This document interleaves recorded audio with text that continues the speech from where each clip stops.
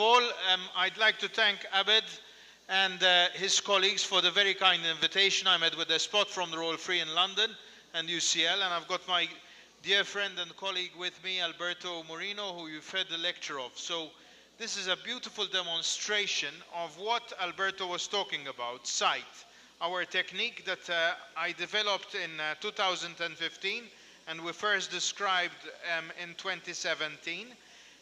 Essentially, this is the saline immersion technique for ESD, whereas instead of using carbon dioxide or gas to insufflate, we are using saline. It's very important not to call it underwater, but to call it saline immersion because of the fact that we are utilizing the chemical and electrical properties of saline, which is sodium chloride, in order to dissect. As Alberto was telling you, you have also many advantages. So look at the visibility. You are never going to get visibility like this with gas, never. Because of the clouding, because of the fact that you've got that air fluid interface. So this has intrinsic magnification of about 1.4 times. And plus, you can see the lesion is actually floating. Even though we are upside down, muscle is here and lesion is here, we are actually floating the lesion. It is opening up the beautiful space.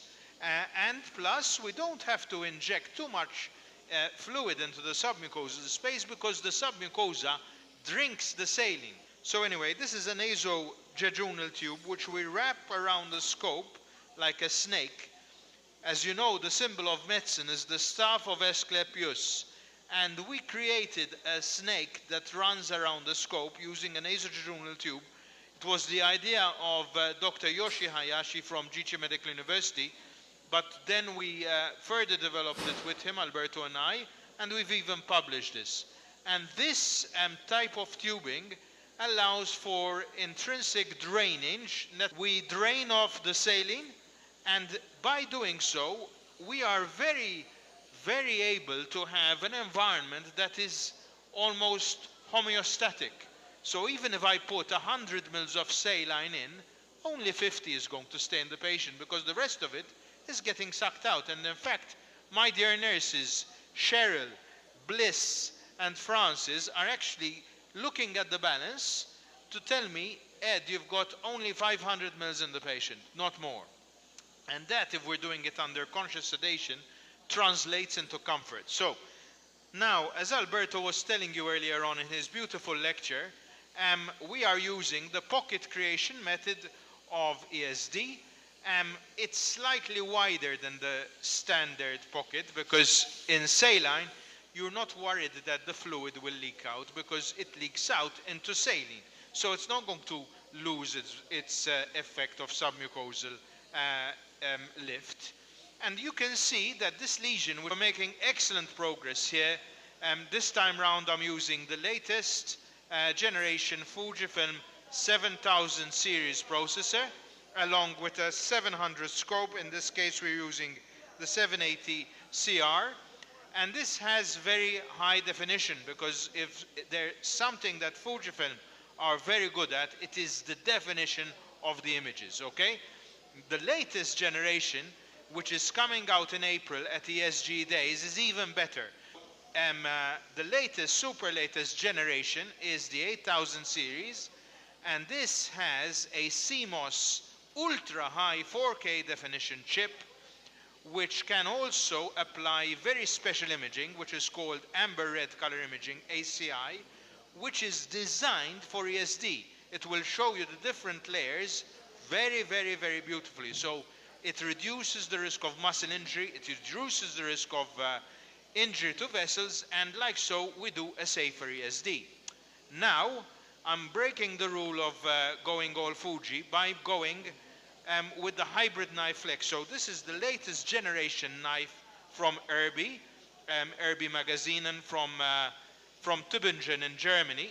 And we are using the hybrid knife flex. Now you tell me, what is flex? So the hybrid knife, the first hybrid knife, had a very special characteristic which this knife still has.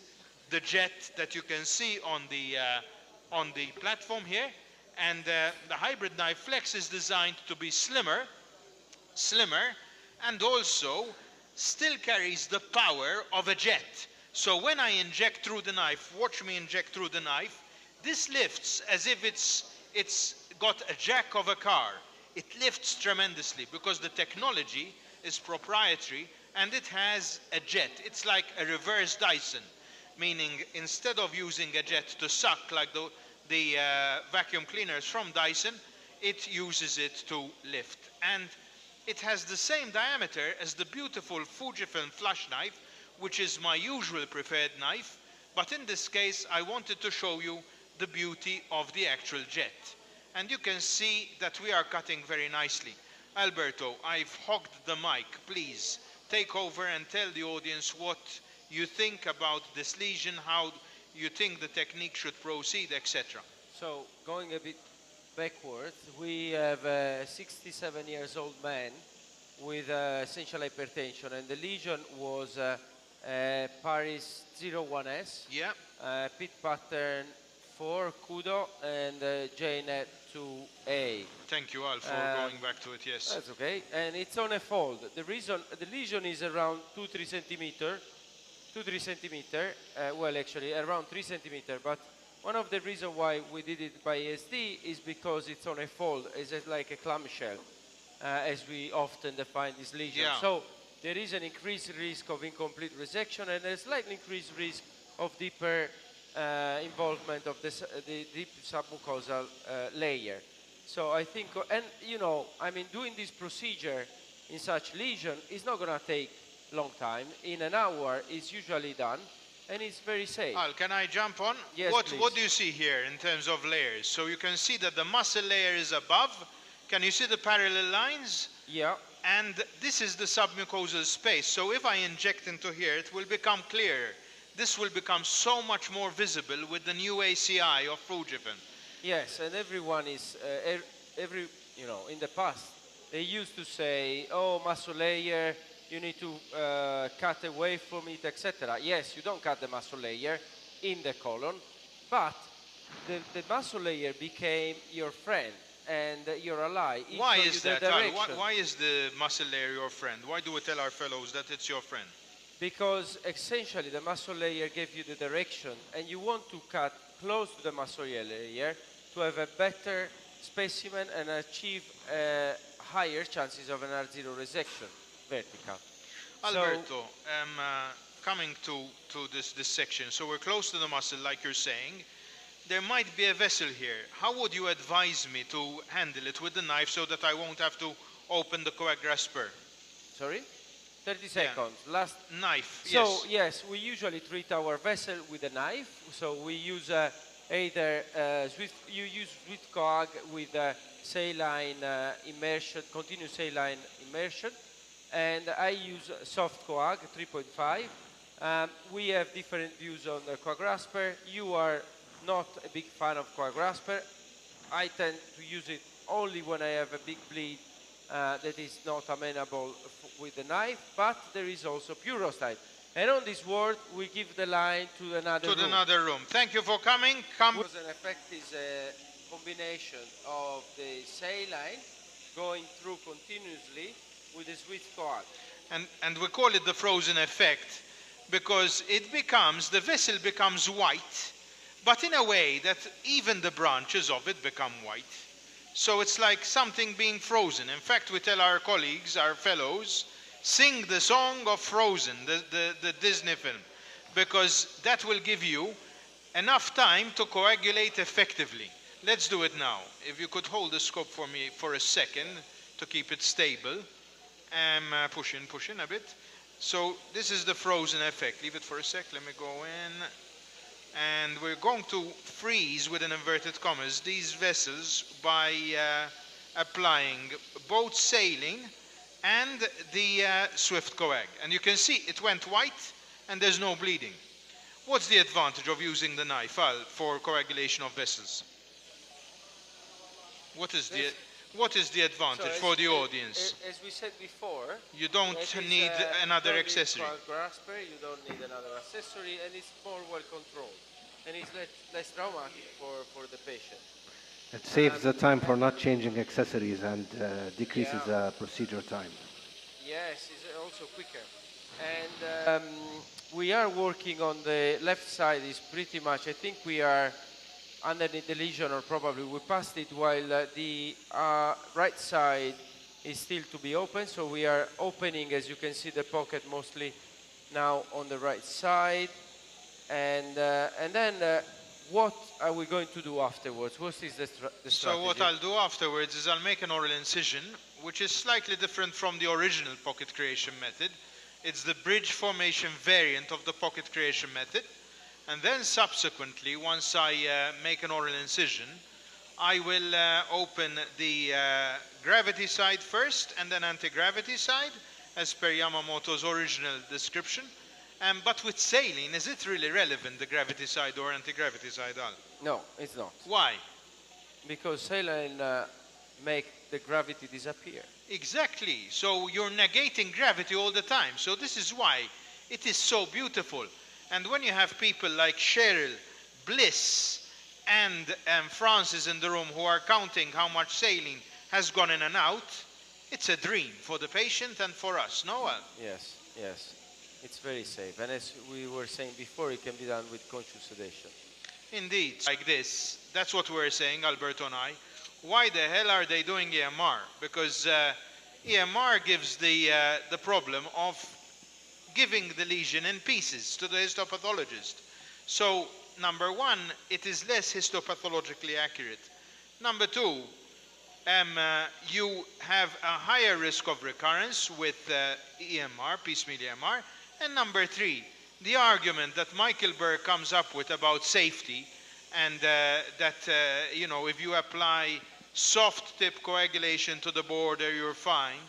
It really doesn't hold water when you have such a safe technique. And the answer to having safe ESD is to train the youngsters early. Our fellows, they're barely 29, are already doing fully fledged colonic EMR in the right colon on their own. Sorry, ESD in the right colon. The reason why I don't like using a coagrasper or a coagulation forceps is because soft coagulation is the most dangerous type of coagulation that we use. You tell me why? It doesn't even produce a spark. Then that's the point, because if it doesn't produce a spark, it is going to cook the tissue beneath it very well done. And you know what that converts to? A delayed perforation. My only ever real complication in ASD happened because of the coagulation forceps use in a big bleed, and the patient presented with a delayed perforation. That's why I don't use the coagulation forceps anymore. I prefer Puristat than the coagulation forceps. And the ESD is the new EMR. So we have to go down that route.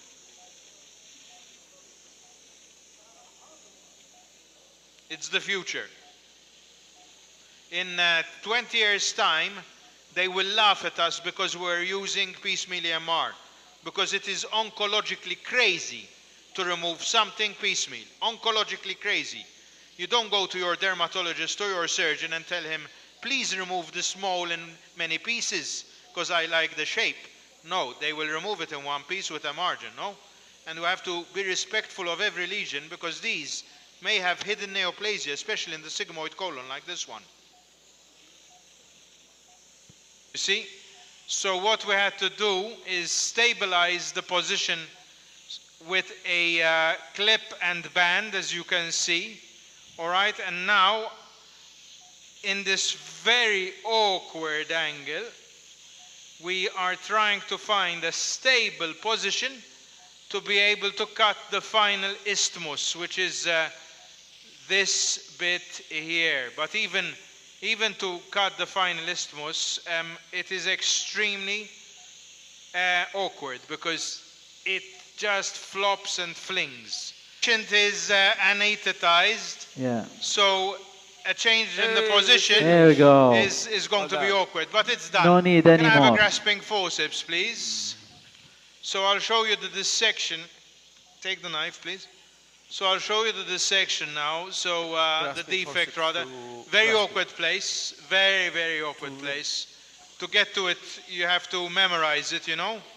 And this is the dissection site, so it's quite big, hemicircumferential. There is absolute close. Very good. 3, 2, 1. ESD. Keep it.